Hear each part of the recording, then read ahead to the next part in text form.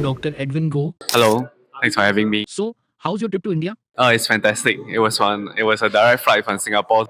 Nice. Sir. We are actually happy to have global speakers on our platform. So, sir, brief us little about your background. How did you choose dentistry as your career profession? What was that process and what was that mindset for choosing dentistry?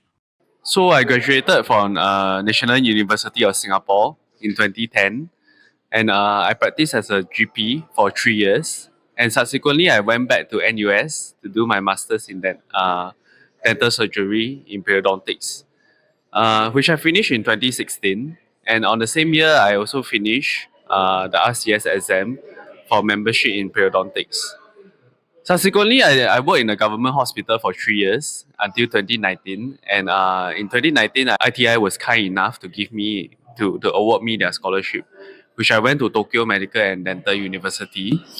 So, you were in Tokyo? Yes, I was for a year. It was a very interesting experience because it was the COVID years, as you might recall. Yeah, it was a very interesting experience because it was a quite unfamiliar environment.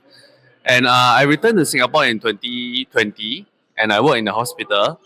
And I left for private practice in 2021. When I left for private practice, I started teaching at NUS for the postgraduate clinics one afternoon per week. So the reason why I went into dentistry is actually quite simple. I think it's very common to everyone else because it's a desire to help people. So, was that a trickle down from medical school to dental school? Or it was an individual thought to choose dentistry? I see. For myself, I entered the dental school, as in my application for dental school was 2004. So in 2004,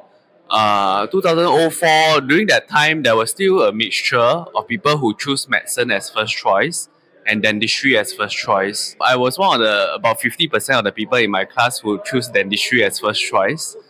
Yeah, but nowadays, 2023, dentistry, usually the entire class comes in as first, as in they have to choose first choice in Singapore. They are choosing dentistry? Yeah, so in 2023 at NUS nowadays, in order to get in the program, they should choose first choice. Nice. What's the basic reason behind it? Any monetary reason or any future security I see, I reason? see. I see. I guess it's all three factors that you have mentioned. Firstly, the profession is well regarded. Secondly, think that I don't think we are going to be retrenched anytime soon. Yeah, and the third part, of course, the financial rewards is decent. It's decent. Yeah. We can say that our dietary patterns are also changing. So, being a dentist, we'll get enough number of patients in our clinics. In a positive way, we are not thinking anything bad for our patients. We are doing this for dental awareness so that you can visit dental clinic only for your maintenance. You have been to ITI and you have been dealing with implants since very long. Tell us something about it. You also focus on static guided surgery. Would you like to share something about it so that our postgraduate students can get knowledge from all those points? Yeah, so for me, there are two trends in implant dentistry which will come over the next few years. The first one is guided surgery. My presentation was actually on static guidance, but the second form which I didn't cover is actually on the dynamic version. I do believe that static guidance is that it's more easily adapted in the dental clinic because you just need a CBCT and CBCT intraoral scanner and the implant planning software, which is why it's more common nowadays. But this is not to rule out that dynamic version will not take precedence in future. Because right now, I would say that the greatest barrier to dynamic is that there's an additional chairside instrument. But once as I'm sure the companies will be able to get the instrument down to a size that which can be accommodated in our dental clinic.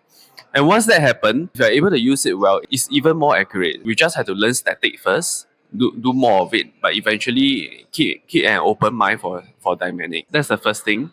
The second trend, which I feel, is that immediate implants will be more common. I don't do it routinely nowadays. I don't do it for every case nowadays. But I believe that with increasing pressure, as patients become more and more aware of dental implants, there will be some that will actively ask you for it. And if the case indication is acceptable, all the factors line out, I think we can do it.